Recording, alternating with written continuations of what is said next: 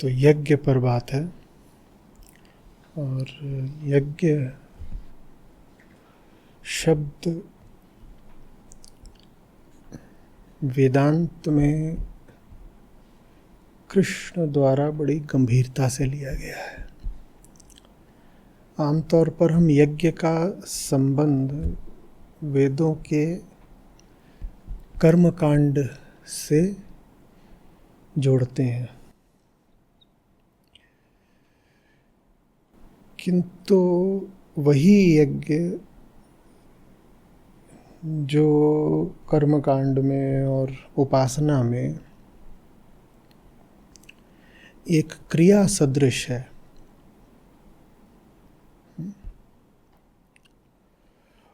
उसको कृष्ण ने अपने स्पर्श से एक अलग ही ऊंचाई दे दी है। शब्द वही है, यज्ञ। पर जो न समझे या जो सतही समझ रखे, उसके लिए यज्ञ का अर्थ होगा नियमित रूप से, यांत्रिक रूप से, समयबद्ध रूप से, अनुशासन से की जाने वाली एक क्रिया। यज्ञ वेदी है, काष्ठ है, समिधा है और स्वाहा है। ठीक, अग्निदेव है, मंत्रोच्चार है, बात समाप्त। ये यज्ञ का गलत तो नहीं, पर बहुत साधारण और सतही अर्थ है, गलत अर्थ नहीं है। अगर कोई यज्ञ से ऐसा अर्थ बताए तो आप ये नहीं कह पाएंगे कि तुमने बात गलत बोल दी है। गलत नहीं बोली है, अधूरी बोली है, कम मूल्य की बोली है। यज्ञ शब्द को पूरा मूल्य तो कृष्ण का स्पर्श देता है। और कृष्ण जब कहते हैं यज्ञ, तो वो कर्मकांड से बहुत आगे की बात हो जाती है। फिर उसका एक अलग तल पर अनूठा आंतरिक अर्थ निकल आता है। जब कृष्ण कहते हैं यज्ञ, तो उससे आशय है निष्काम कर्म, उससे आशय है उस सब को त्यागना जो त्यागने योग्य है, उसके पक्ष में जो स्वीकारने योग्य है। जब कृष्ण कहते हैं यज्ञ, तो वो एक अद्भुत लेन देन होता है।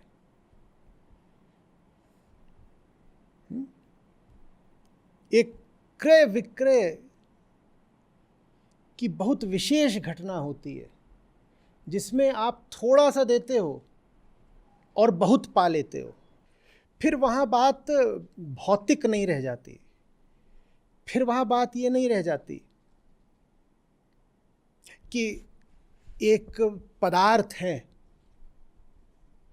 लकड़ी, काष्ठ, और उसमें डाली जाने वाली, उसको होम की जाने वाली तमाम वेद सम्मत वस्तुएं हैं, और अग्नि प्रज्वलित की जाएगी और शास्त्रोक्त विधि से मंत्रोच्चार होगा और क्रिया संपन्न हो जाएगी। फिर ये बात नहीं रहती है, फिर बात इससे बहुत आगे की, माने बहुत सूक्ष्म हो जाती है। फिर बात ये हो जाती है कि मेरे पास जो है, मैं अपनी विनम्रता में और थोड़ा बहुत जो मुझे बोध उठ रहा है, उसमें पहचान रहा हूँ कि रखने योग्य नहीं है। मैं ये भी जान रहा हूँ कि ये सब कुछ अगर मैंने बांध कर रखा तो जो पाने योग्य है उससे वंचित रह जाऊंगा। तो दिया,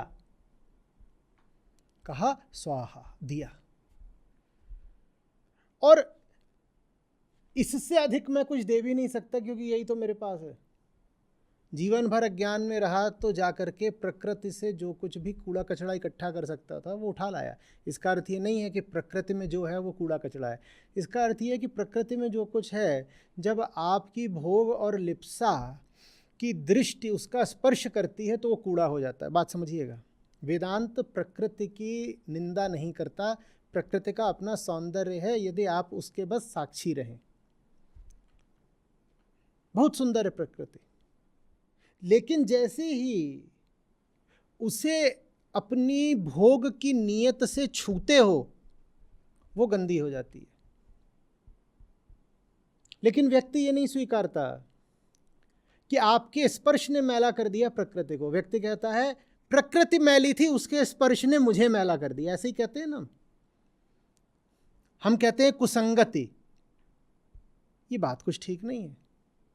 कुसंगति क्या होती है? प्रकृति मात्र है। तुम सुसंगति करो कि कुसंगति करो, जिस भी विषय की संगति करोगे वो कहाँ का होगा? प्रकृति का होगा। तो कुसंगति माने क्या हो गया? जैसे प्रकृति के भी कोई दो हिस्से हैं, एक अच्छा आपके लिए एक बुरा आपके लिए। नहीं, प्रकृति के दो हिस्से नहीं है। वेदांत का नियम है अगर कुछ अच्छा है तो पूछो, कुछ बुरा है तो पूछो। प्रकृति अगर बुरी बनी तो किसके लिए बनी? आपके लिए। प्रकृति अच्छी बनी तो किसके लिए बनी? आपके लिए। अपने आप ना अच्छी है ना बुरी है, ना अच्छी है ना बुरी है। अच्छे और बुरे से अतीत उसमें एक सौंदर्य मात्र है, देखने भर में आनंद है। समझ में आ रही बात? कुसंगति कुछ भी कब हो जाती है आपके लिए? जब आपकी वासना उसको स्पर्श करके उसको मलिन कर देती है। जिस भी चीज़ को आपने वासना की दृष्टि से छू लिया, भोगने की दृष्टि से पकड़ लिया, वो चीज़ आपके लिए खराब हो गई। बात बहुत सीधी है, एकदम सीधी बात है ना। बेहोशी में आप जिस भी चीज़ को छूओगे वो चीज़ खराब हो जाएगी। वो चीज़ अपने आप में नहीं खराब है। हम छोटे होते थे तो घर पे जो प्रशिक्षण दिया जाता था उसमें एक ये भी था कि जब कोई पानी मांगे, विशेषकर कोई बड़ा, तो उसको कैसे देना है। तो जो अप्रशिक्षित बच्चे होते थे वो पानी ऐसे देते थे। क्या करते थे वो पानी में? फिर उनको क्या पड़ती थी? डांट पड़ती थी। अब सच्ची बात तो ये है कि पानी तो सदा शुद्ध ही रहता है। पानी माने तो H2O, H2O को कौन ख़राब कर सकता है? आप जब कहते हो पानी गंदा हो गया तो पानी गंदा नहीं हो गया, पानी को आपका स्पर्श लग गया, आपकी गंदगी पानी में घुल गई, लेकिन पानी तो अभी भी साफ है, पानी तो अभी भी पानी है। प्रकृति कहाँ गंदी हो गई? आपके स्पर्श ने पानी को आपके लिए खराब कर दिया। क्या पानी पानी के लिए खराब हुआ है? तो वेदांत क्या पूछता है? पानी किसके लिए खराब हुआ? पानी किसके लिए खराब हुआ है? और ये काम किसने करा? आपने करा। अब बात को बहुत आगे मत बढ़ाइएगा, ये मत कहिएगा लेकिन कहीं कहीं प्राकृतिक रूप से भी तो गंदा पानी होता है। मैले कुचैले गड्ढे होते हैं, उनमें पानी होता है, वो पिएंगे तो बीमार हो जाएंगे ना। अब छोड़ो ना, उदाहरण को उदाहरण तक समझो। समझ में आ रही है बात? तो यज्ञ का अर्थ है जो कुछ मैंने अभी तक पकड़ रखा था उसको मैं समर्पित करता हूं। जो हम कहते हैं ना छोटी चीज समर्पित करी, वो छोटी बस इसलिए क्योंकि बोलिए बोलिए मैंने पकड़ रखी थी। तो बात इसका नहीं है कि आप जो चीज वहां दे रहे हैं वो अपने आप में छोटी है, ऑब्जेक्टिवली छोटी है। नहीं नहीं नहीं नहीं नहीं नहीं, वो छोटी बस इसलिए क्योंकि बोलो आपने पकड़ रखी थी। कोई भी चीज छोटी इसलिए नहीं होती कि उस चीज में कुछ क्षुद्रता है, वो चीज छोटी इसलिए क्योंकि आपने पकड़ लिया। बहुत विचित्र बात है, आप अनंत आकाश को ही पकड़ लोगे तो वो मुट्ठी भर का रह जाता है। आप आत्मा को अब मेरी आत्मा बना देते हो, कितनी बड़ी हो जाती है। आत्मा को जैसे ही आपने मेरी आत्मा बनाया वो कितनी बड़ी हो गई। अरे बोलो भाई, आपके जितनी क्या आपसे भी छोटी हो गई। आपने सत्य को जैसे ही मेरा सत्य बनाया वो कितना बड़ा हो गया। सत्य थोड़ी छोटा हो गया लेकिन आपके लिए छोटा हो गया। जिस भी चीज को आपने पकड़ा वो चीज छोटी हो जाती है, अन्यथा तो सब कुछ अपने आप में मस्त है, परिपूर्ण है। आप न छूइए, सब पूर्ण ही पूर्ण है। पूर्णमदः पूर्णमिदम्, बस उसमें न रहे। कहें प्रिया जी, पूर्णमिदः पूर्णमदम्, बस उसमें न रहे अहम। अहम नहीं है तो सब पूर्ण ही पूर्ण है। और अहम ने अगर आत्मा को भी छू लिया तो अहम इतना बड़ा जादूगर है कि वो आत्मा को भी छोटा कर देता है। आत्मा तो अहम को बड़ा कर पाए न कर पाए हम नहीं जानते, लेकिन अहम ने आत्मा को पकड़ लिया तो आत्मा जरूर छोटी हो जाती है। बड़े बड़े अवतार हुए हैं, लेकिन जैसे ही वो अवतार आपके घर की चीज बन जाते हैं वो बहुत छोटे हो जाते हैं, कुछ नहीं बचता उनमें। देवी देवता भगवान होते होंगे सब बहुत बड़े, लेकिन जैसे ही वो आपके पूजा घर की चीज बन जाते हैं बहुत छोटे हो जाते हैं, उनमें कुछ नहीं बचता। फिर वो बस कामना पूर्ति के काम आते हैं और दंगे करवाने के काम आते हैं, क्योंकि वो क्या बन गए? आपके बन गए। देखिए 3 ही होते हैं, इसमें छोटा बड़ा कहाँ था? 3 में मैंने कहा था कुछ छोटा कुछ बड़ा। हम तो बस ये बोलते हैं कुछ अपना है कुछ पराया है, और अपने पराये की बात आज बहुत दूर तक जाएगी, क्योंकि आज कृष्ण एक और बड़े नए शब्द का प्रयोग कर रहे हैं, हम उस पर चर्चा करेंगे आगे। तो ये 3 ही होते हैं। इसमें कहीं हमने ये बोला एक छोटा एक बड़ा, ऐसा कुछ बोला क्या? नहीं, बस हमने ये बोला एक है जो अपना प्यारा है, अपना प्रेमी, अपना एक है जो पराया है, एक प्यारा एक पराया। तो भेद बस इसका है कि अपना कौन है और अपना बोलिए कौन नहीं है। छोटा बड़ा कुछ नहीं। जो अपना नहीं है जैसे ही उसको छू लेते हो वो आपके लिए हानिप्रद हो जाता है। इसको हम कहते हैं क्षुद्रता। क्षुद्रता की यही परिभाषा है, क्योंकि आप चाह रहे हो कुछ बहुत बड़ा जो आपको संतुष्ट कर सके। छोटे से किसी का पेट भरता है? यो वह भूमा तत्सुखम, बड़े में ही सुख है। नाल पे सुखम, छोटे में सुख नहीं है। बड़ा चाहिए, और बड़ा तभी तक बड़ा है जब तक उसे आपने छू नहीं दिया। माने अगर कोई छोटा है तो कौन है? आप है। और आपका छुटपन ऐसा है कि जिसको छू जाएगा उसको भी छोटा बना देगा। एक से एक महापुरुष हुए, हमारे काम क्यों नहीं आए? क्योंकि हम उनके साथ नहीं गए। हमने कहा इनको पैक करके अपने घर ले जाएंगे। अभी भी होता है, लोग आते हैं सत्रों में, कहते हैं आचार्य जी हमारे घर कब आएंगे? तुम वही पुरानी गलती दोहरा रहे हो। मैं अगर तुम्हारे घर पहुंच गया तो तुम्हारे ही जितना छोटा हो जाऊंगा। समझते क्यों नहीं बात को? कुछ गलत कहा? हम आकाश नहीं जाना चाहते, हम अपनी खिड़की की झिर्री से और दरवाजे के सुराख से आकाश को देखना चाहते हैं। अब आकाश तो छोटा नहीं हो जाएगा इससे, लेकिन आपका आकाश बहुत छोटा हो जाएगा। आप एक सुराख से आकाश को देखें, आकाश छोटा हुआ बोलो, लेकिन आपका आकाश छोटा हो गया। और दरवाजे को आप खोलना नहीं चाहते।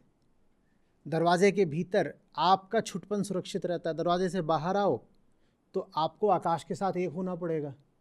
उसमें आनंद तो बहुत है, लेकिन मिटने का आनंद है। हम तभी तक हैं जब तक हम इत्तू से हैं।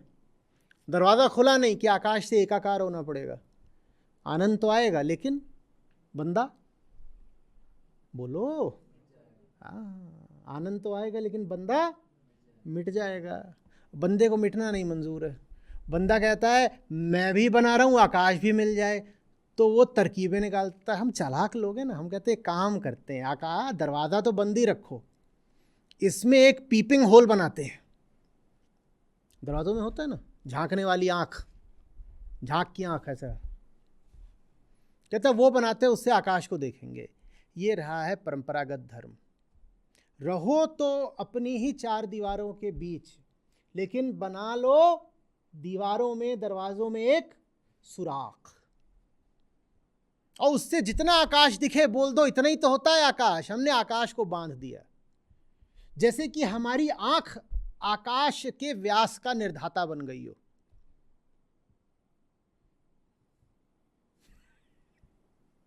मेरी आंख में जितना आए उतना ही बड़ा है आकाश। ऐसी बात जब भी सुनो तो कौंध जाए, कौन बोला? अहम बोला। यही अभ्यास है, यही साधना है। बहुत तरह की साधनाएं होती हैं। कोई मौन बैठने की साधना करता है, कोई निश्चल रहने की साधना करता है, कोई कम खाने की साधना करता है, कोई कम चलने की साधना करता है, कोई निरंतर चलने की साधना करता है, कोई भूमि शयन की साधना करता है। लेकिन साधनाओं में सबसे बड़ी साधना होती है निरंतर स्वयं पर दृष्टि रखने की, कि जैसे ही भीतर से वो बोले तुम पकड़ लो, तू बोला। कौन बोला? मैं बोला। बस इतना है। ये नहीं कि मैं बोला तो मैं की गर्दन पकड़ ली और मरोड़ रहे हैं, ये सब कुछ नहीं। बस जान लेना, जैसे बच्चे के साथ खेला जाता है। बच्चा छुपन छुपाई खेल रहा है, अचानक निकल पड़ा, उसकी मुंडी दिखी, तो ये थोड़ी कि मुंडी पकड़ लोगे, लेकिन आपकी नज़र पकड़ ले कि ये निकला, अभी अभी यही है, उसे मार नहीं देना है, बस जान लेना है। जानना पर्याप्त होता है। अहम कोई दुश्मन नहीं होता है, हम ही तो हैं। अहम ही तो है जो अंततः आत्मा हो जाता है, आत्मा में मिल जाता है, आत्मा में खो जाता है, वही तो है। क्या मारना वगैरह उसको मैं कभी कहता था पालतू बंदर है अपना, क्या मारोगे उसको, उधर उधर कूद फान मचाता है, ठीक है, इससे ज़्यादा हानि वो नहीं कर सकता। मार थोड़ी देते हो बंदर को, लेकिन बंदर को ये अधिकार भी नहीं दे देते कि ध्यान में बैठे हो और वो आकर के इधर उधर अपने बाल नोचे, कपड़े खींचे, ये भी नहीं करते उसको। कुछ समझ में आ रही है बात? यज्ञ का अर्थ है जो भी पकड़ रखा था वो छोड़ दिया। उस वस्तु में कुछ नहीं बुरा था, मेरी साथ बोलिए तभी मुझे भी कुछ, उस वस्तु में कुछ नहीं बुरा था, मेरी, और पकड़ साफ हो तो कोई वस्तु हानि दे नहीं सकती। समझ में आ रही है बात?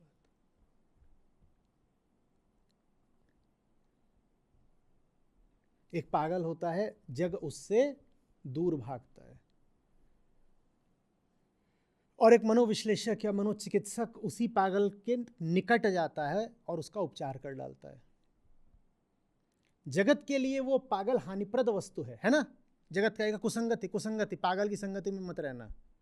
लेकिन चिकित्सक क्या कर रहा है?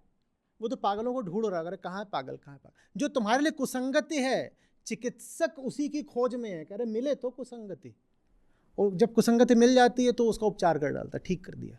तो बताओ, पागल में अपने आप में कोई बुराई है क्या? पागलपन अपने आप में संक्रामक है? पागलपन संक्रामक होता तो चिकित्सक को भी लग गया होता, उसको काहे नहीं लगता? सारी बात इसकी है कि संक्रमण लगा तो किसको? बात उसकी नहीं है, बात मंत्र है ये, बात उसकी नहीं है, बात इसकी है। और अहंकार ये मानने से बहुत कतराएगा, चिढ़ेगा, डरेगा। जितनी बार बोलो कि बात उसकी नहीं है, बात इसकी है, उतने ऐसे कैसे उस बात उसकी कैसे? अरे कोई आकर के हमारे मुंह पे थप्पड़ मार गया, बात उसकी कैसे नहीं है, बदला लेंगे। तुम समझ ही नहीं रहे हो किस तल पर कहा जा रहा है कि बात उसकी नहीं है, बात तुम्हारी है। समझ में आ रहा है? तो यज्ञ माने जो पकड़ रखा था उसको त्यागना, सारा खेल इसी का है।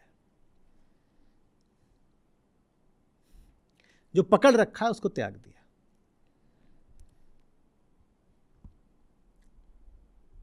कोई पंथ ऐसा नहीं रहा है, धर्म की कोई धारा ऐसी नहीं रही है जिसमें त्याग पर जोर नहीं दिया गया हो।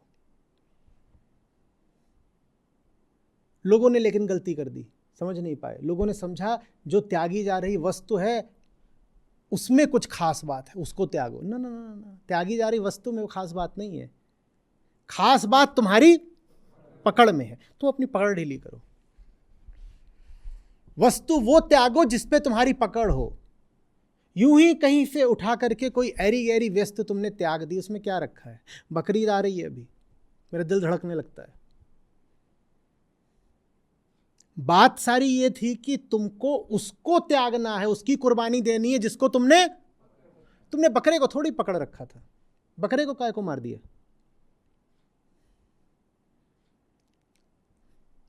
किसको छोड़ना है? जिसको तुमने पकड़ रखा हो, जिससे तुम्हारा मोह का नाता हो, ममता का नाता हो, जिससे तुम्हारी आसक्ति है, उसको छोड़ना है। उस पशु से तुम्हारी आसक्ति थी क्या?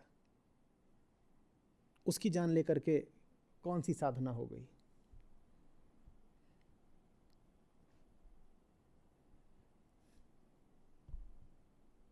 जिन महापुरुष की स्मृति में त्योहार मनाया जाता है, उन्होंने किसको त्याग दिया था? अपने बेटे को ही। वो बात समझ में आती है।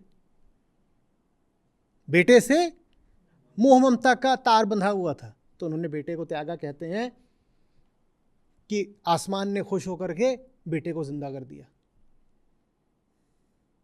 वो बात समझ में आती है और वो बात बिल्कुल सटीक भी लगती है, क्योंकि उस चीज को त्याग रहे हो जिसको तुमने पकड़ रखा है। अब तुम उस चीज को तो त्यागते नहीं, तुमने पकड़ रखी है। उल्टे निरीह जानवर है, उसकी गर्दन काट दी, इसमें क्या मिल जाना, बेकार बात। यज्ञ का मतलब समझ रहे हो? धर्म की हर धारा में ये बात आती है, छोड़ो। और लोग समझ लेते हैं कि चीज में बुराई है इसलिए छोड़ो, चीज गंदी है इसलिए छोड़ो। अरे चीज नहीं गंदी है, तुम गंदे हो। बात उसकी नहीं, इसकी है। छोड़ना इसलिए नहीं है कि वो गंदा है, छोड़ना इसलिए है कि हम गंदे। और हम भी क्या सदा गंदे हैं? नहीं, हम सिर्फ तब गंदे हैं जब हम पकड़ लें। जो पकड़े वो गंदा है, माने पकड़ गंदी है। आदमी नहीं गंदा है, जो पकड़े वो गंदा है। गंदे आदमी की आप ऐसे परिभाषा भी कर सकते हो। गंदा आदमी कैसे पहचानना है? वो पकड़ता होगा बहुत ज्यादा, स्टिकी स्टिकी, ऐसे उसको छुआ हाथ चिपक जाता होगा, मुश्किल से छुड़ाया, चिपकी क्या बोलते, चेप।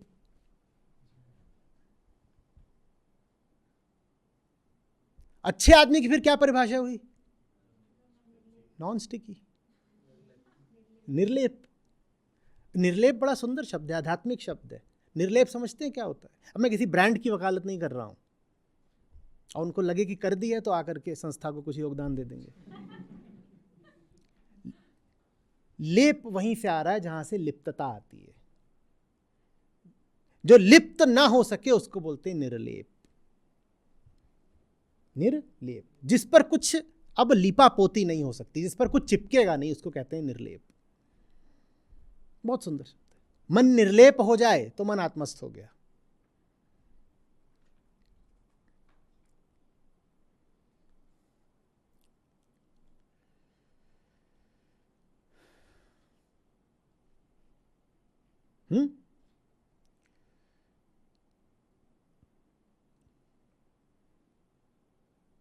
दरिया में भीजे नहीं, दीखे दरिया माही। निर्लेप, वाटरप्रूफ। दरिया में भीजे नहीं, दरिया बीच खड़ा है, भीगता नहीं है, निर्लेप है। और दूर से देखोगे तो लगेगा ये भी तो दरिया में ही खड़ा है। आज हम सुबह अष्टावक्र महाराज के साथ थे, वो यही बात बोल रहे थे। क्या बोल रहे थे? बोल रहे थे वो जो स्थित प्रज्ञ धीर पुरुष होता है, वो खेलता है, भोग करता है, लेकिन फिर भी विषयों से उसका संबंध संसार को ढोने वाले मूढ़ की तुलना में बहुत भिन्न होता है। भिन्नता क्या होती है? लिप्तता में ही भिन्नता है। संसार वाला मूर्ख क्या कर रहा है? पकड़ा। और ये जो स्थित प्रज्ञा ही क्या करता है? बह रहे थे, बहते बहते कहीं आ गए तो आ गए, जहां भी आ गए वहां रुक थोड़ी जाना है। धार थी यहां तक लाई है, धार ही यहां से ले जाएगी। हम जहां थे भीतर भीतर आज भी वही हैं, तो इसलिए हम धार को पूरी अनुमति दे देते हैं, जहां ले जाती तू ले जा, हमें फर्क क्या पड़ता है। और ये जो पगला होता है संसारी, इसका क्या है? ये कुछ समझता तो है नहीं, इसको नहीं पता किस चीज को छूना है किसको नहीं, क्योंकि इसे अपना कुछ नहीं पता। तो ये हर चीज को ढोता रहता है, क्योंकि ये किसी चीज को नहीं समझता।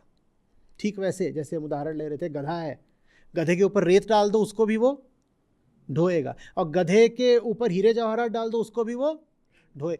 समझता न वो ना रेत को समझता है ना, क्योंकि वो खुद को नहीं समझता है। बात रेत की नहीं, बात गधे की है। जो खुद को नहीं जानेगा उसको क्या पता कि सामने क्या चीज़ है। नहीं तो रेत में क्या बुराई है?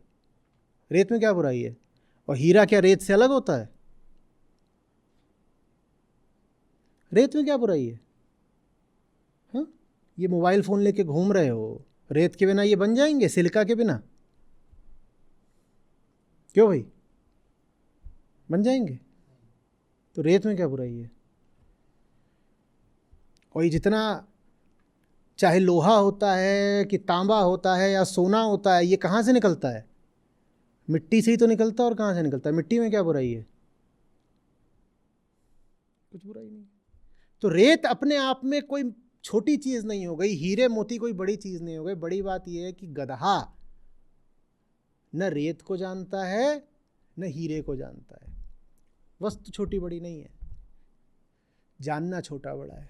जिस चीज को नहीं जानोगे उससे दो तरह से चिपकोगे, या तो उसको पकड़ोगे या उससे दूर भागोगे। स्थित प्रज्ञ की निशानी है कि ना उसे पकड़ना है ना दूर भागना है। सुख आए तो उसे सुख भोग लेना है, दुख आए तो उसे दुख भोग लेना है। न उसे सुख को आमंत्रण देना है, न उसे दुख को ठुकराना है। आ गया तो आ गया तो आ गया तो आ गया तो आ गया तो आ गया तो खत्म। तो स्वाहा फिर करा किसका जाता है? पकड़ का। ये बात कृष्ण ही समझा सकते हैं और कोई नहीं। कर्मकांडी लोग ये बात नहीं समझेंगे। वो सोचेंगे घी है, घी घी डालो, फल डालो, फूल डालो, पत्रम पुष्पम, नारियल डालो, केला डालो। डालना क्या था? पकड़। पकड़ डालनी थी। यज्ञ का अर्थ समझ रहे हो? पकड़ ढीली करो ना, पकड़ ढीली करो ताकि जो बड़ा है वो सहज ही तुम्हें प्राप्त हो सके। पकड़ के बड़ा नहीं मिलेगा, क्योंकि पकड़ने वाली मुट्ठी छोटी। चलती है, चलिए सब प्रयोग करते हैं। आसमान पकड़ते हैं, आकाश, ठीक है, आकाश, ये पूरा स्पेस पकड़ते हैं। चलो पकड़ो, ये रही मुट्ठी, ये मैं हूं, ये हम है, पकड़ो। कितना आया पकड़ में? सब पकड़ो, अनुभव करो पकड़ का। कितना आया पकड़ में? क्या कर दिया? अनंत को भी अपने लिए बित्ते भर का बना दिया। काय को पकड़ा? अनंत को अनंत ही रहने देते ना। और अनंत अगर सचमुच अनंत है तो आप उसके भीतर ही होगे, समझना। अनंत आपसे अगर अलग है तो अनंत की भी सीमा हो गई। तो अनंत आपसे दूर कहाँ था जो आप उसे पकड़ने निकल पड़े? पकड़ा तो उस चीज को जाता है जो आपसे भिन्न होती है। जो आपसे अलग हो उसे पकड़ो, तब पकड़ने का कुछ तर्क होता है कि भाई दूर थी, पकड़ ले ताकि दूर न भागे। अगर अनंत सचमुच अनंत है तो क्या वो आपसे दूर हो सकता है? फिर तो आपके अंदर बाहर ऊपर नीचे दाएं बाएं हर जगह होगा ही होगा। अनंत माने और क्या? अनंत की परिभाषा क्या है? जो कहीं खत्म नहीं होता। अगर कहीं खत्म नहीं होता तो भीतर भी तो है, पहले से मौजूद है। यहां भी है, यहां भी। पकड़ने काहे को गए थे रे? जब वो हर जगह मौजूद है तो पकड़ने काहे के लिए गए थे? यज्ञ माने अब ये धृष्टता नहीं करेंगे, छोड़ दिया, छोड़ के पा लिया। डरो मत, छोड़ दिया तो छोड़ के पा लिया। सौदा मुनाफे का है,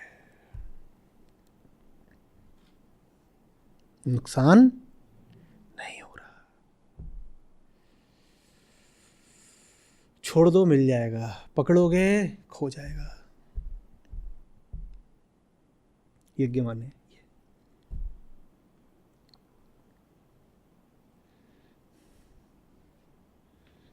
आ रही बात समझ में?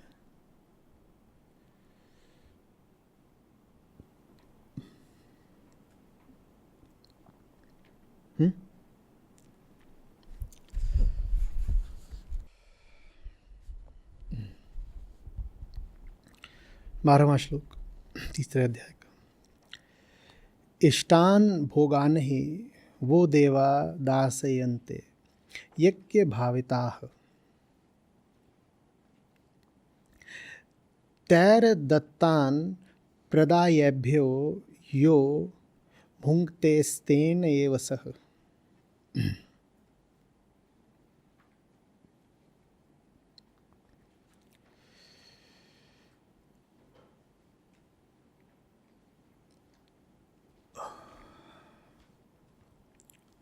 जो महत्वपूर्ण शब्द हैं उनको लिखें एक बार।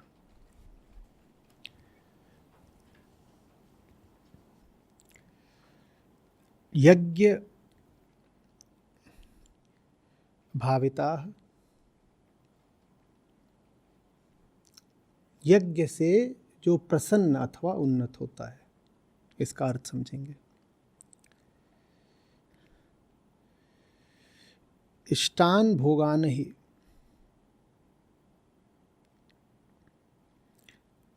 इष्ट माने मांगी गई, भोग्य वस्तुएं जो कुछ भोगने लायक है। भुंगक्ते स्तेन एव सह, स्तेन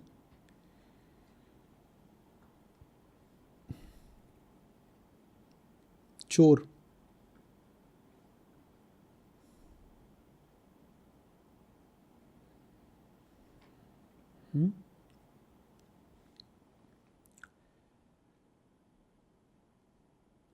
यज्ञ में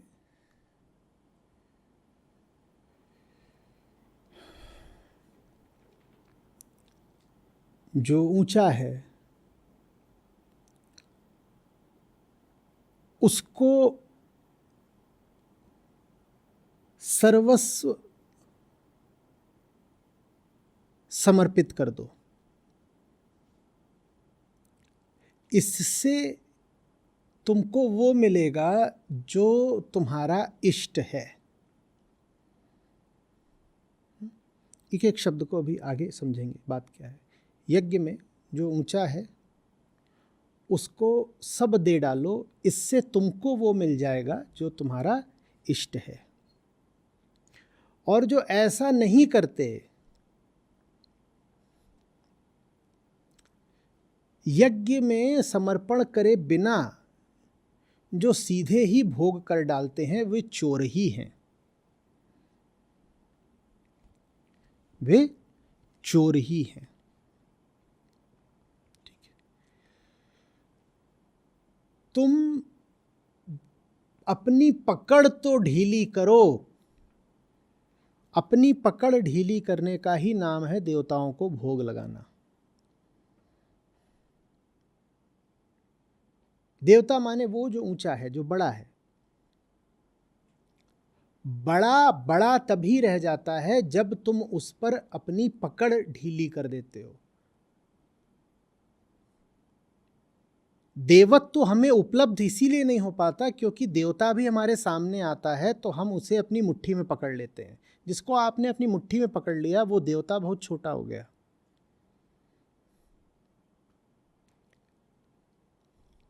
समझ में आ रही?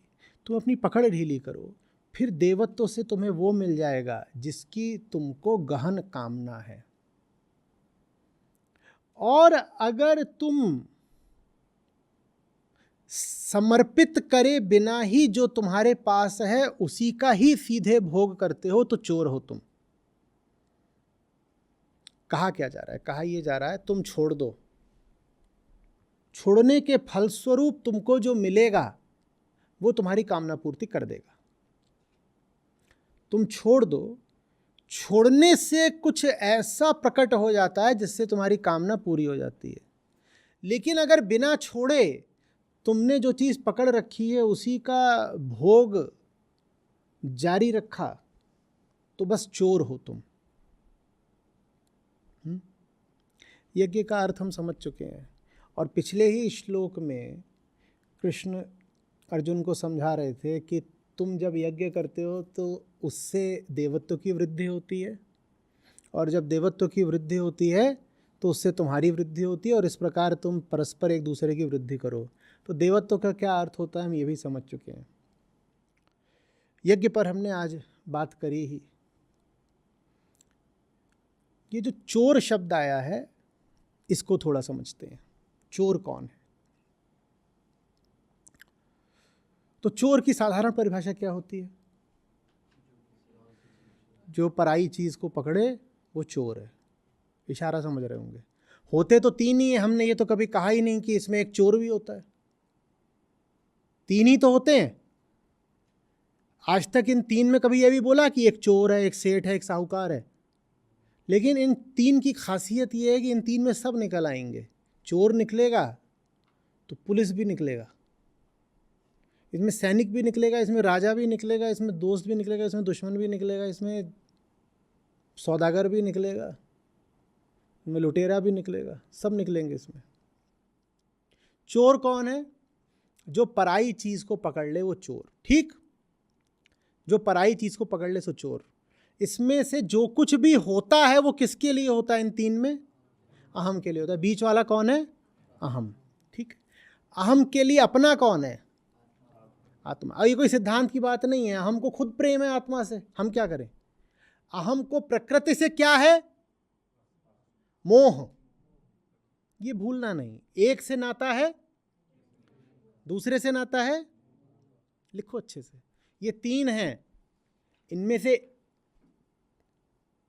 जो दोनों हैं कोने वाले दाएं और बाएं, अहम का नाता तो दोनों से है।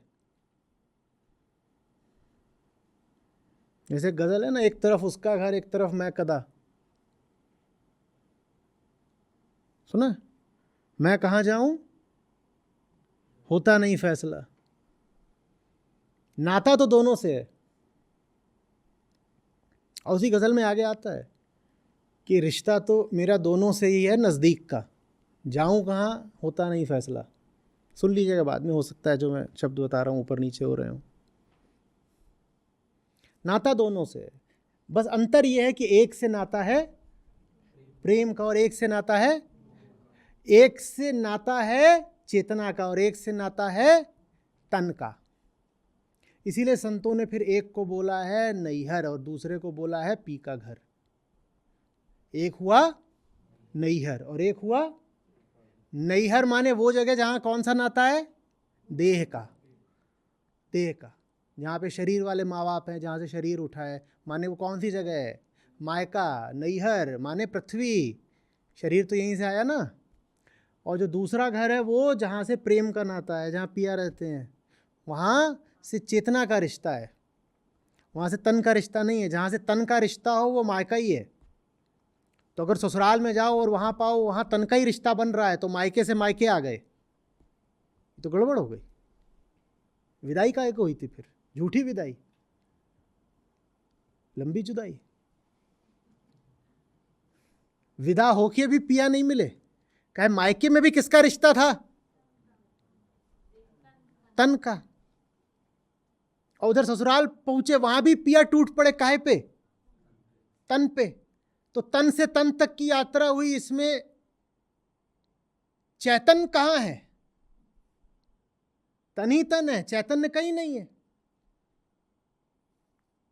हाँ, तो दीदी ससुराल तो पहुंची ही नहीं, डोली उठी कहां से और घूम फिर के कहां पहुंच गई?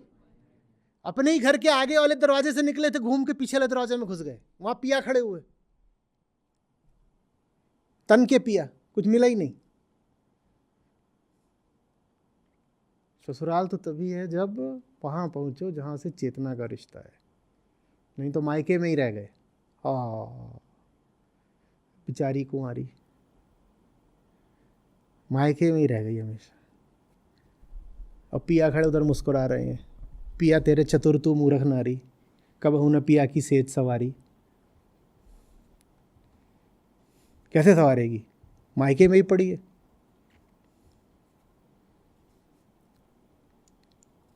कुछ समझ में आ रही है बात?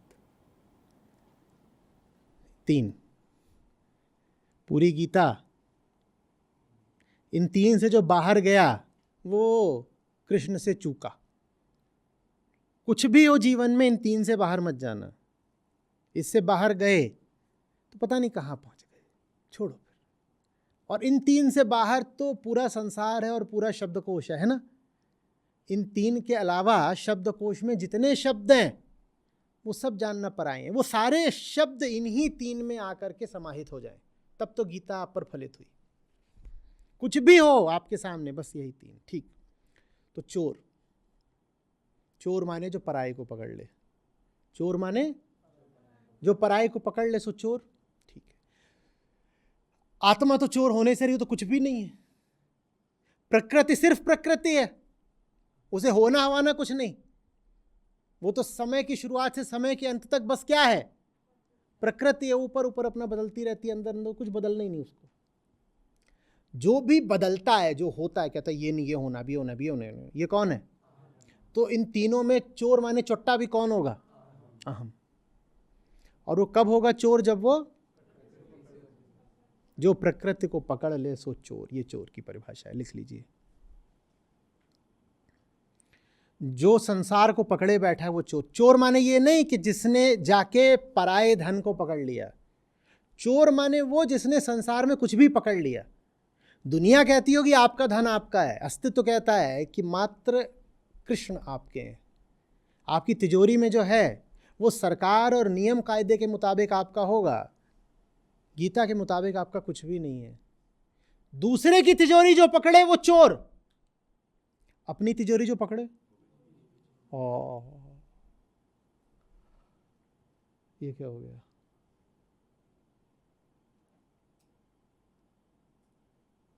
अब क्या करें? पराया धन जिसने पकड़ा वो, अपना धन जिसने पकड़ा। अब नैतिकतावादी यहां पे आके सहम लग जाते हैं, बिल्कुल कांपने लगते हैं। कहे कि वो तो सिखाते हैं बेटा दूसरे की चिज्जू मत उठाना, और गीता बताती है तुम्हारी चिज्जू भी तुम्हारी नहीं है। अपनी चिज्जू को भी जो अपना माने वो चोर। अपनापन ही चोरी है।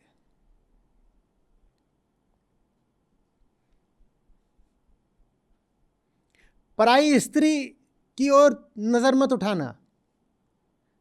गीता कहेगी अपनी स्त्री की ओर भी, वो भी चोरी है बराबर की। कहे कि तुम्हारे तो बस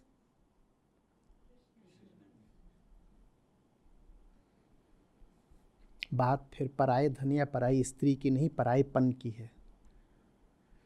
प्रकृति के परायेपन को जो पहचान गया वो मुक्त हो गया।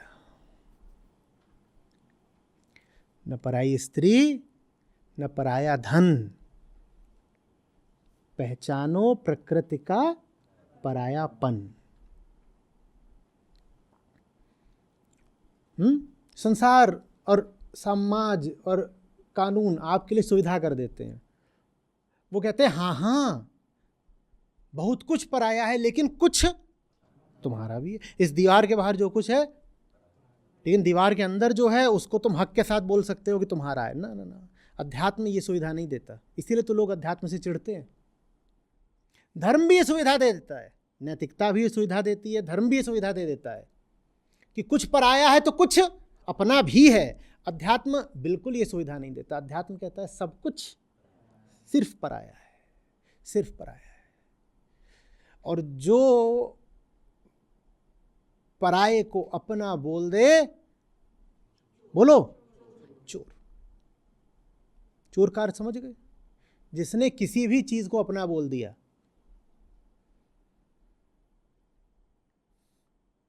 अपना बोलते ही क्या आ गई? यही चोरी है, यही चोरी है। अपना मत बोलना। मैं, मेरा, न मैं न मेरा, न मैं न मेरा।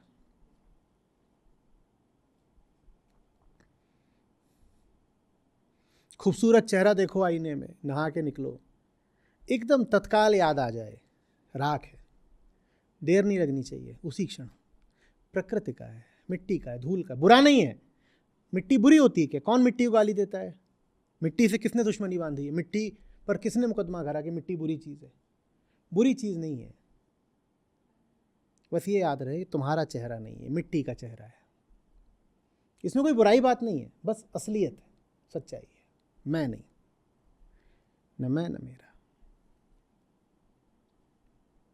समझ में आ रही है बात?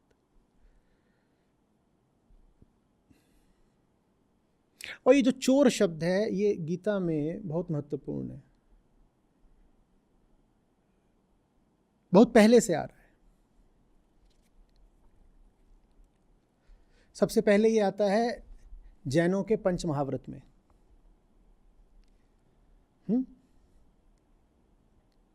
और फिर ये आता है पतंजलि के योग सूत्र में। और दोनों जगह जो बात है वो बिल्कुल एक है।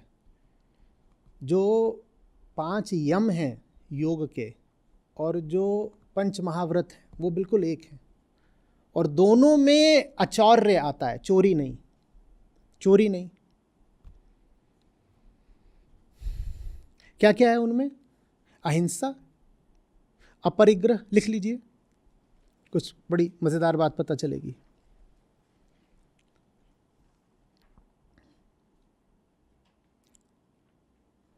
ये जैन दर्शन, योग दर्शन दोनों में बिल्कुल साझे हैं, 5 के 5। 5 यम है ये, और ये 5 पंच महाव्रत भी कहलाते हैं।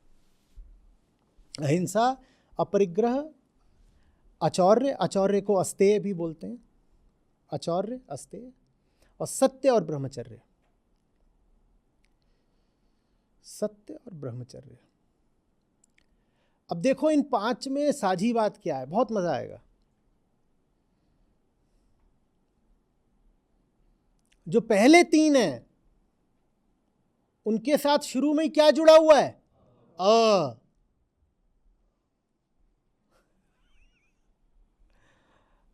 अ माने न, नीति नीति, नहीं नहीं नहीं, उसको पकड़ना नहीं। ये क्या हुआ? उसका संचय मत करना, ये क्या हुआ?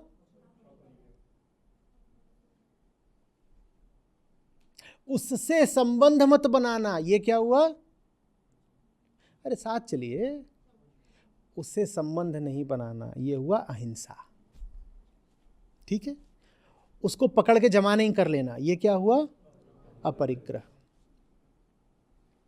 और उसको उठा नहीं लाना, उस पर अपना अधिकार मत ठोक देना, ये क्या हुआ? अचौर्य या अस्तेय। तीनों में ही किसकी बात हो रही है? जब हम कह रहे हैं उसकी, तो किसकी बात हो रही है? किसकी बात हो रही है? प्रकृति की।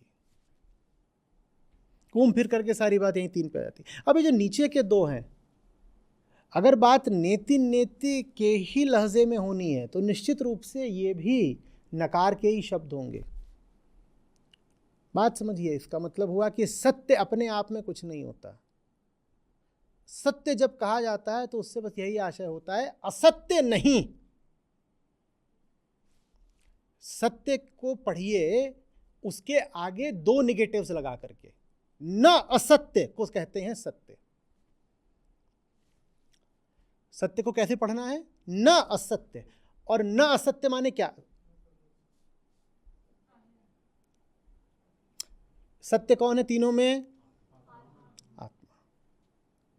तो जो आत्मा नहीं है उसकी ओर नहीं जाना है, जो आत्मा नहीं है उसकी ओर नहीं जाना है। तो यही सीधे क्यों नहीं कह दिया कि आत्मा नहीं है उसकी ओर नहीं जाना है, सत्य क्यों बोल दिया? कारण है। कारण ये है कि सत्य की ओर वास्तव में जाया नहीं जाता। प्रेम का अर्थ होता है मुक्ति की तलाश। प्रेम का अर्थ किसी वस्तु की ओर खिंचाव नहीं होता, प्रेम का अर्थ किसी वस्तु से मुक्ति होता है। ये बात बहुत साफ साफ समझिए। किसी वस्तु की ओर खिंचना प्रेम नहीं होता, किसी वस्तु से मुक्ति की तलाश प्रेम होता है। तो प्रेम भी अगर सच्चा है तो नकारात्मक ही होगा। एक तो प्रेम होता है मुझे फलानी चीज, जल्दी बोलिए, चाहिए। नहीं, आध्यात्मिक प्रेम ये नहीं होता कि फलानी चीज चाहिए। आध्यात्मिक प्रेम ये होता है कि जो फालतू चीजें पकड़ रखे हैं उनसे मुक्ति चाहिए। तो अध्यात्म में प्रेम भी नकारात्मक ही होता है, कुछ पाना नहीं है, बस छोड़ना है, यही प्रेम है। मुक्ति से ही प्रेम होता है, सत्य कोई वस्तु नहीं है। इसीलिए जो लोग सत्य को वस्तु बना लेते हैं, कोई विषय बना लेते हैं, वो जीवन भर इधर उधर घूमते रह जाते हैं। और ये समस्या धर्म के साथ बहुत रही है। लोगों ने अपने अपने मनचाहे विषय खड़े कर लिए हैं और उनको भगवत्ता का नाम देकर पूजने लगे हैं। लोग कहने लगे हैं ये है मेरे और इनसे मुझे प्रेम है, ये मेरे ईश है, ये मेरे गॉड है और इनसे मुझे प्रेम है। जबकि प्रेम का मतलब होता ही नहीं कि इनसे प्रेम करना है। प्रेम का मतलब इधर क्या है, इधर क्या है, ये तीन है ना, उसमें से इधर ये आत्मा बोल दो जिसको, इधर वो है। प्रेम का अर्थ ये नहीं होता सचमुच कि इधर वाले से प्रेम है। प्रेम का अर्थ बस ये होता है कि जो इधर वाले हैं इससे आज़ादी दे दो ना, ये प्रेम है। और ये बात पंच महाव्रत से बिल्कुल साफ आ जानी चाहिए। अहिंसा, अपरिग्रह, अस्तेय, और फिर कहा सत्य, और फिर कहा ब्रह्मचर्य। तो ब्रह्मचर्य से ही मतलब समझना चाहिए। ब्रह्मचर्य माने ब्रह्म में चर्या करना। उसका भी कुछ नकारात्मक ही अर्थ होगा। उसका अर्थ बस यही है कि प्रकृति में चर्या मत करो। ब्रह्म कुछ नहीं है जहां जाके चर्या कर लोगे। और जब ब्रह्म को कुछ बना दिया जाता है तो ब्रह्म ब्रह्मा हो जाता है, फिर छवियों की उपासना शुरू हो जाती है, मामला गड़बड़ा जाता है। ब्रह्म को ही तो लोगों ने सगुण रूप देके ब्रह्मा बना डाला, ब्रह्मा बना डाला और बना डाला, विष्णु बना डाला, गड़बड़ हो गई।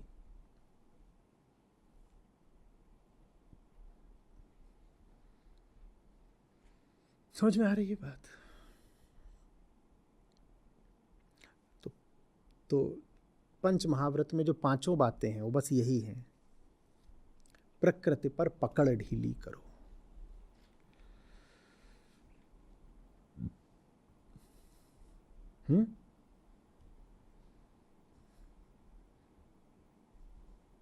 भारत की तो मिट्टी में अध्यात्म है। ये बात हमारे ट्रक वाले कितना बखूबी समझते हैं। आधे ट्रकों के पीछे लिखा रहता है सोचो साथ क्या जाएगा। पढ़ा है? और यही है कुल मिला के बात। बस ये जो उनकी बात है वो थोड़ा भविष्योन्मुखी हो जाती है। कहते हैं सोचो साथ क्या जाएगा, तो आगे की बात करते हैं। ऐसे कहते हैं जैसे अभी साथ है पर आगे साथ नहीं जाएगा। गीता थोड़ी और नज़दीक की है। वो कहती है अभी भी तुम्हारे साथ प्रकृति पराई है। प्रकृति बड़े से बड़ा धोखा ये खा रहे हो कि सोच रहे हो कुछ भी तुम्हारा है, ये भी तुम्हारा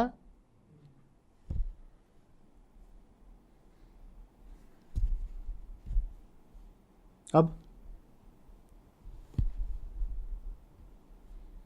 ये भी अपना नहीं, तो धोखा हो गया।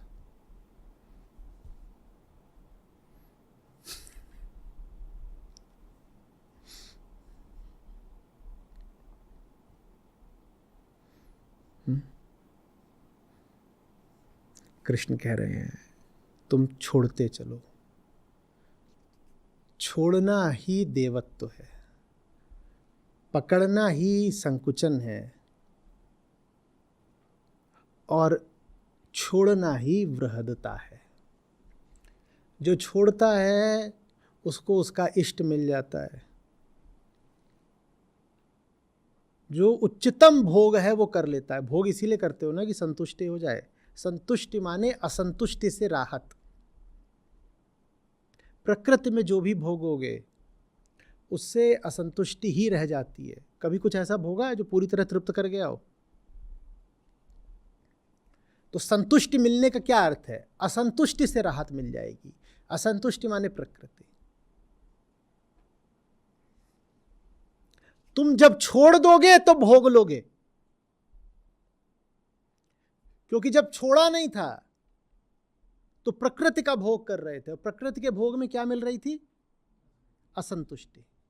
और भोग करते सचमुच किस लिए हो? संतुष्टि के लिए। तो खेल पूरा उल्टा चल रहा है। भोगते हो संतुष्टि के लिए, मिलती है असंतुष्टि। माने जब भोगना छोड़ दोगे तो क्या मिल जाएगी? संतुष्टि। भोगते होगे, नियत होगी संतुष्टि की, पर भोग के मिलती क्या है? भोग से असंतुष्टि मिलती है। तुम भोगने की बात छोड़ दो, संतुष्टि मिल जाएगी। इसी बात को कृष्ण ऐसे कह रहे हैं कि देवता तुम्हारी अभीष्ट कामनाएं पूरी कर देंगे। तुम्हें जो भी भोग चाहिए वो यज्ञ से तुमको मिल जाएगा। छोड़ने से वो मिल जाता है। जो तुम पकड़ कर चाहते थे। पकड़ पकड़ कर जो नहीं पा पाए वो सहसा छोड़कर प्राप्त हो जाता है।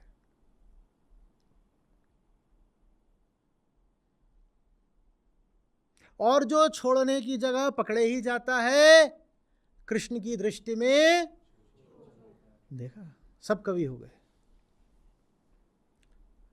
कृष्ण की दृष्टि में चोर कहलाता है। जो छोड़ने की जगह पकड़े ही जाता है वो कृष्ण की भाषा में चोर कहला। फर्क नहीं पड़ता कि, अरे शाबाश, फर्क नहीं पड़ता कि क्या पकड़ा है, बात यह है कि कुछ तो पकड़ा है।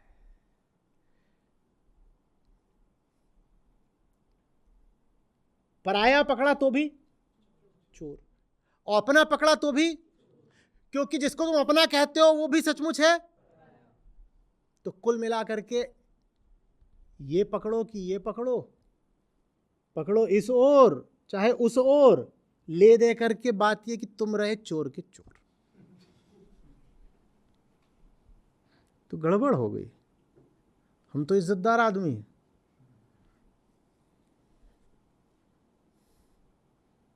50 करोड़ है खाते में, इज्जत ही इज्जत, तभी तो चोर हो।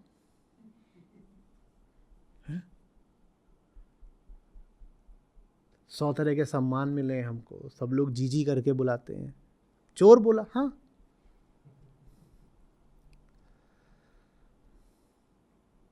अच्छा ठीक है, सब छोड़ दिया, 50 के 50 करोड़ दे आए, अब हम हो गए ना इज्जतदार?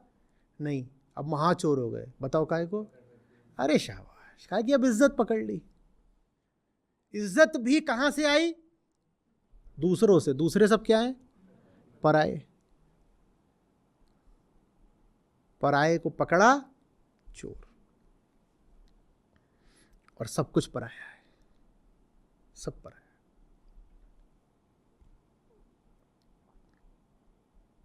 सब पराया। पराया है माने उसे दुश्मनी करें, रवैया क्या रखना है? दुश्मनी नहीं करनी है।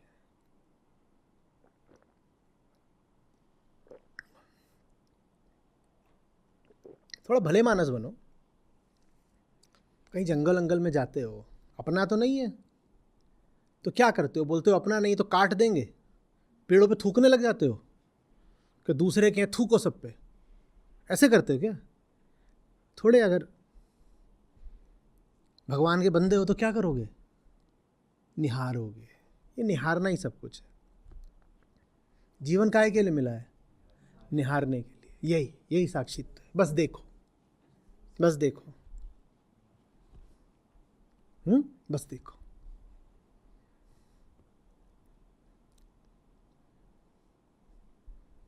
पास जाओगे तो छेड़ दोगे, छेड़ दोगे तो नृत्य बंद हो जाता है। पक्षी कलरव कर रहे हैं, तुम्हारे बगीचे में बैठे हुए, सुबह का वक्त। अगर उसका रस लेना चाहते हो तो पास मत जाना।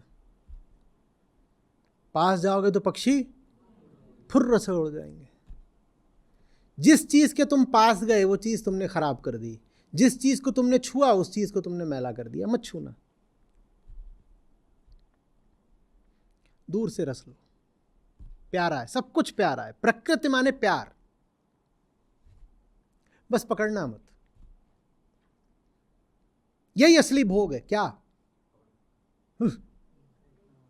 देखना ही असली भोग है। और जो पकड़े सो चोर। तुम देखो, तुम निहारो, तुम दृष्टा हो, तुम निरपेक्ष दृष्टा हो। कुछ बन रही है बात? बच्चे खेल रहे हैं और तुम हुड़दंग 30 साल के, तुम भी कूद पड़े मैं भी खेलूंगा। बच्चे क्या करते हैं फिर? सहम और जाते हैं। मुंह देखो अपना। नादान मासूम बच्चे, कौन तुम्हारे साथ खेलेगा? हमारी शक्ल ही ऐसी होती है, बदमाशों जैसी। मेरा भतीजा मुझे देख के चिल्ला पड़ता है, कहता आ गया डाकू।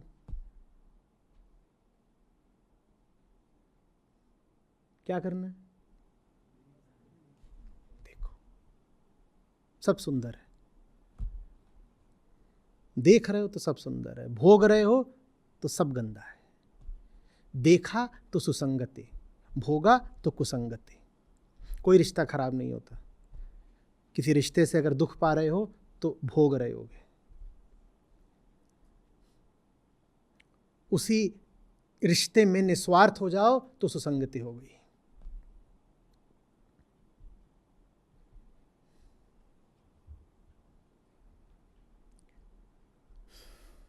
कुछ बन रही है बात? नहीं। अध्यात्म क्या सिखाता है? आंख बंद कर लो, त्याग दो, इंद्रियों पे ढक्कन लगा दो। संगीत है सुनना नहीं है, इंद्रधनुष है देखना नहीं है। हाँ बोलो, ऐसा कुछ है? कोई बड़ी अच्छी रमणीय जगह है, पांवों से चल के वहां जाना नहीं है, ऐसा? कोई मिला है, उससे दो मीठी बातें नहीं करनी है? अध्यात्म ये सब सिखाता है। पीछे हटो, छूना नहीं। तुम सब करो। 5 इंद्रियां मिली हैं, तुम 5 इंद्रियों से भोगो। बस पकड़ना नहीं। बिना पकड़े जो भोग किया जाता है उसे आत्मा का आशीर्वाद मिला होता है। ऐसे भी कह सकते हो कि पहले आत्मा का आशीर्वाद मिलता है, फिर निस्पृह भोग होता है।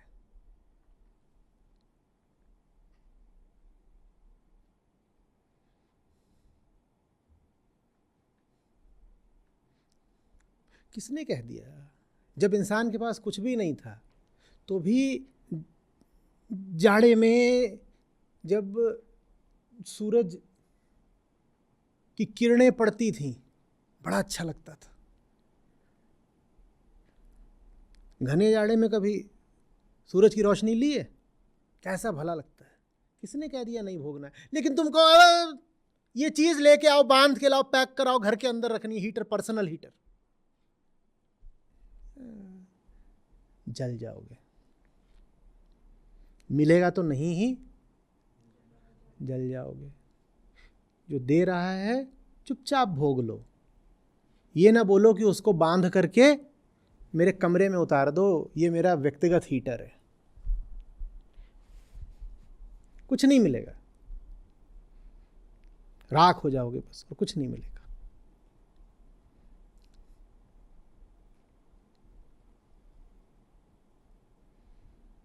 और गर्मी की रातों को तुम लोग तो अब नहीं सोए होंगे, जो लोग थोड़े पुराने हैं वो छतों पर सोए होंगे। मसहरी लगाई जाती थी, सफ़ेद चादर बिछाई जाती थी और टेबल फैन रखा जाता था। कई बार उसकी भी ज़रूरत नहीं होती थी, रात में अपने आप हवा चलती थी।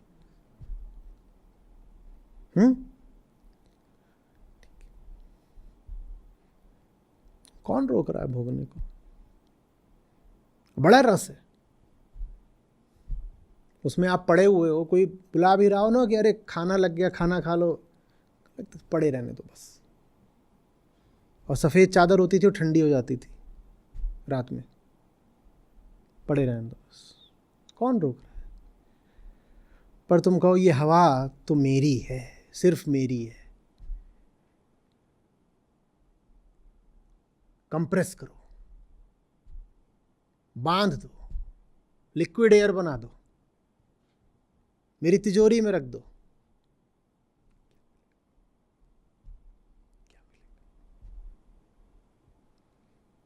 बंधी चिड़िया कभी गाती है?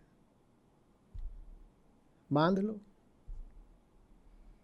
उसका गाना नहीं सुन पाओगे कभी।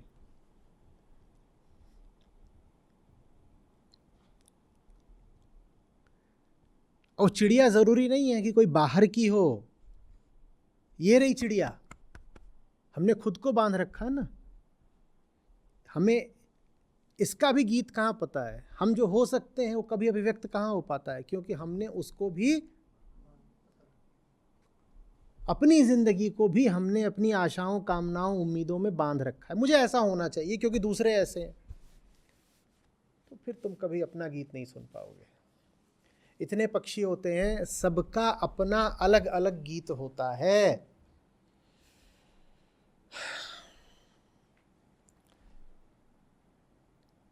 मैना भी होती है, कोयल भी होती है, गौरैया भी होती है, तोता भी होता है। सबका अपना अपना स्वर है, अपना अपना गीत है। जब एक दूसरे जैसा होना चाहता है तो वो अपने आप को बांध देता है, तुम ऐसे हो जाओ, नहीं ऐसे। अपनी ही उम्मीदों से स्वयं को मुक्त करो।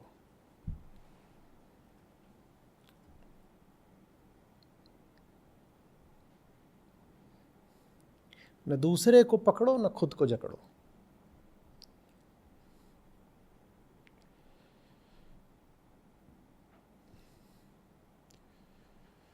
तुम अपने जैसे बेटा इसीलिए तो नहीं हो पा रहे क्योंकि तुम दूसरों जैसे होने को बहुत आतुर हो। सोच के देखना, आप सबके जीवन में आदर्श हैं और उनमें से कोई भी आदर्श आत्मा वाला नहीं है, सारे आदर्श संसार वाले हैं। कोई यहाँ ऐसा बैठा है जिसके पास आदर्श नहीं है? और सारे आदर्श कहाँ के हैं? इसी दुनिया के, माने कहाँ के? प्रकृति के। तो माने प्रकृति जैसा होना चाहते हो। जब प्रकृति जैसा होना चाहते हो तो अपने ऐसा कैसे हो पाओगे?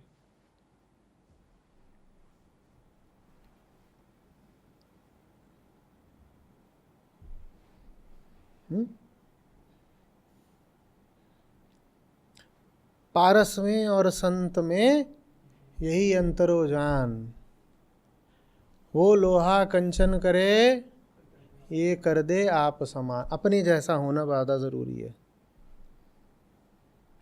अपने ऐसे नहीं हो पाओगे अगर अपने आप को भी पकड़ के रखोगे। पकड़ छोड़ो, थोड़ा बेफिक्र हो जाओ, निर्बोझ।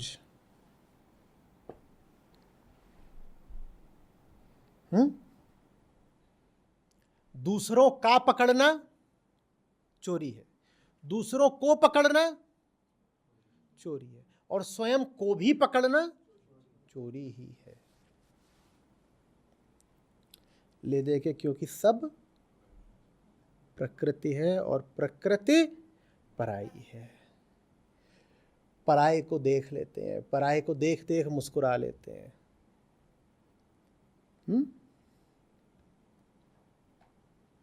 पराये के दर्शन में बड़ा रस है, लेकिन उसको भोगने का अधिकार नहीं।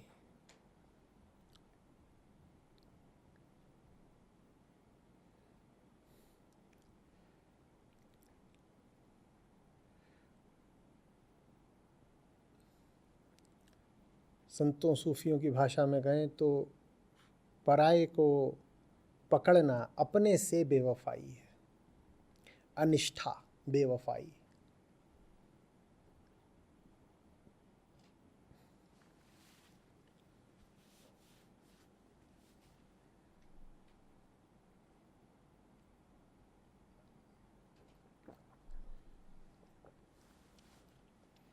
आप भी सोचते हो कि इतना खुश क्यों रहते हैं, इतना गाते काहे क्यों हैं संत? जब देखो तब गाते ही रहते हैं।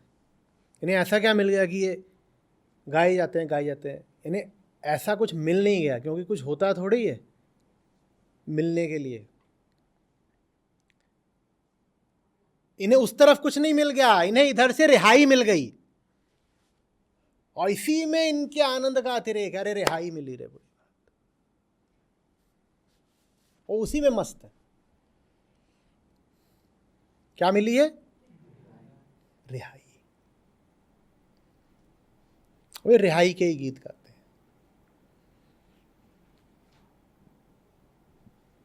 आचार्य रिहाई, अपरिग्रह रिहाई, ब्रह्मचर्य रिहाई, अहिंसा रिहाई, सत्य रिहाई।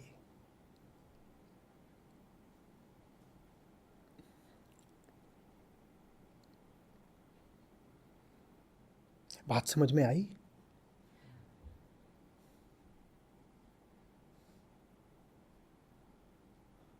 क्या? रिहाई। रिहाई शब्द नकार का है, बहुत मीठा है। मीठा ना होता तो इतने गीत कहाँ से आते?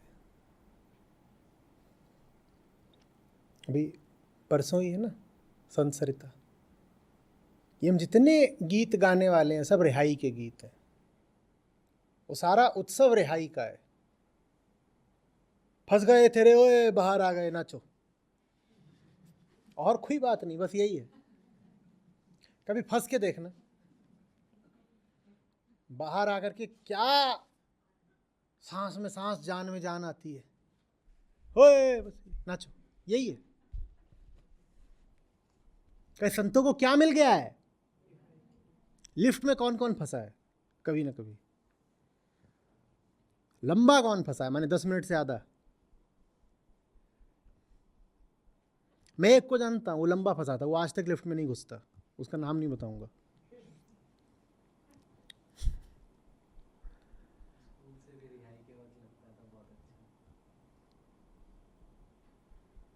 कैसा लगता है जब बाहर आते हो? अब एक और उदाहरण देता हूं जिससे सब परिचित है। किस किसने कोई बहुत बुरा सपना देखा है कभी?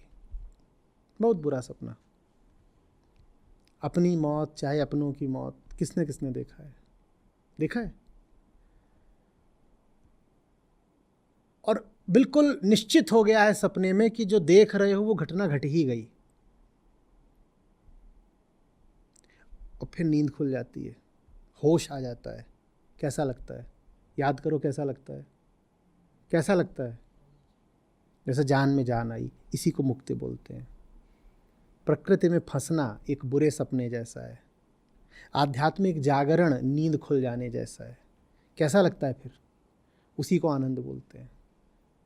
तो आनंद और कुछ नहीं है, बस यही है, एक ऐसी चीज़ से रिहाई जो वास्तव में कभी थी नहीं पर लग रही थी कि है, सच है, उससे रिहा हो गए। यही आध्यात्मिक मुक्ति है, और कुछ नहीं। बहुत छोटी सी चीज़ है। जब जग जाओ तो कहोगे अरे क्या मिल गया? कुछ नहीं मिल गया, कोई मरा था ही नहीं। लेकिन वेदांत पूछेगा, ये बताओ, जब आधे घंटे पहले नींद में थे तब तुम्हारे लिए क्या सच था? ये मत कहो कि सच क्या है, तुम्हारे लिए क्या सच था? कि मौत हुई है। तो बंधन अपने आप में कुछ नहीं होता, लेकिन तुम्हारे लिए तो है, तुम्हारे लिए तो है।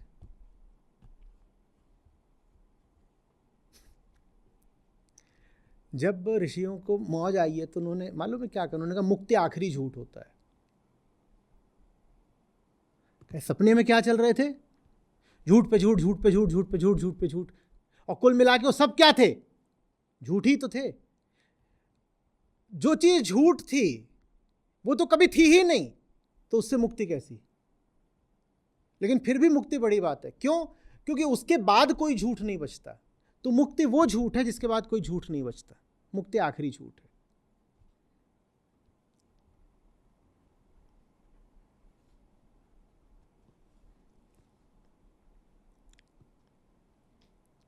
समझ में आ रही है बात? गुलशन में बाहर आ गई।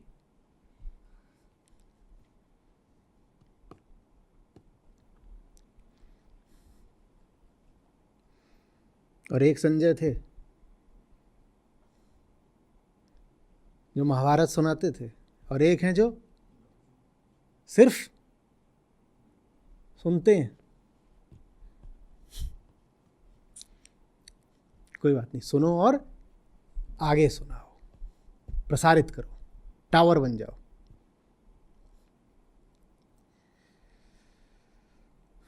सुन भर रहे हो या कुछ मजा आ रहा है?